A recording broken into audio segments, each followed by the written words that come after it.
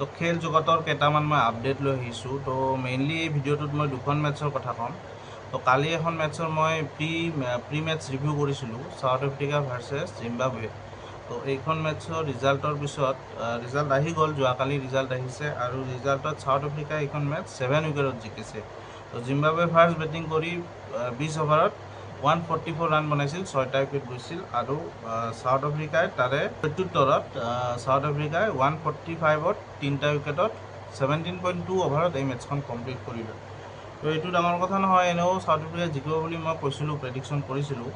আৰু যদি মেটছখনৰ মই কথা কওঁ, চবচে হায়েষ্ট ৰান গেটাৰ, এই হায়েষ্ট ৰান গেটাৰৰ ওপৰত মই কথা ক'ম, ৰুবিন হাৰমেন। তো ৰুবিন হাৰমেন যি 28 ইয়াৰ্ছ অ'ল্ড, এই যোনজন য়ং ল'ৰা, 63 ৰানছ বনাই 36 বলত, আৰু 3টা 4 আৰু 4টা 6, তো 175 ষ্ট্ৰাইক ৰেট। তো ৰুবিন হাৰমানৰ মানে যোনবিলাক প্লেয়িং শ্বটছবিলাক দেখি কিনে কালি এনেকুৱা লাগিছে যে he will be a next T20 hitter for South Africa. তো ৰুবিন হাৰমানটো মানে ইণ্টাৰেষ্টিং এটা প্লেয়াৰ, আৰু তাৰ লগতে ৰাশি ভাণ্ডাৰ দুছেন কেপ্টেইনে 52 নক খেলিছে, 52 ৰান বনাইছে 41টা বলত। এইটো হ'ল ফাৰ্ষ্ট মেটছখন। এতিয়া আজি ৰাতিপুৱা আৰু এখন মেটছ আছিল, এইখন মেটছৰ ওপৰত মই অলপ আপডেট দি দিওঁ। তো আজি ৰাতিপুৱা আছিল অষ্ট্ৰেলিয়া ভাৰ্চেছ ৱেষ্ট ইণ্ডিজৰ। তো এইখন মেটছ আছিল, আৰু অষ্ট্ৰেলিয়া অলৰেডি ৱেষ্ট ইণ্ডিজতে আছে, 3খন টেষ্ট শৃংখলা খেলিছিল, হোৱাইট ৱাছ কৰিছে ৱেষ্ট ইণ্ডিজক। আৰু ফাৰ্ষ্ট T20ৰ যদি মই ৰিজাল্টৰ কথা কওঁ, তেনেহ'লে অষ্ট্ৰেলিয়াই 3 উইকেটত এই মেটছখন জিকে। তো ৱেষ্ট ইণ্ডিজে কি কৰিছিল, ৱেষ্ট ইণ্ডিজে ফাৰ্ষ্ট বেটিং কৰি টাৰ্গেট দিছিল 189ত, 20 অভাৰত 189ত 8টা উইকেট গৈছে।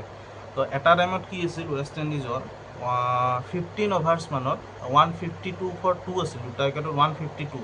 তো ইজিলি এনেকুৱা লাগিছিল যে মেটছখন 200ৰ ওপৰত ৱেষ্ট ইণ্ডিজে টাৰ্গেট ছেট কৰিব, কিন্তু অষ্ট্ৰেলিয়ান বলাৰে কামবেক কৰে, বেন ডুৱাৰ্চিছে 4টামান উইকেট লয়, যাৰ ফলত ৰেষ্ট্ৰিক্ট কৰে 189ত, আৰু অষ্ট্ৰেলিয়াৰ কাৰণে টাৰ্গেট হৈ পৰে 190। আৰু অষ্ট্ৰেলিয়াও ষ্ট্ৰাগল কৰিছিল, 78ত 4টামান উইকেট অষ্ট্ৰেলিয়াৰ অলমষ্ট গুচি গৈছিল, 4টা উইকেট 78ত।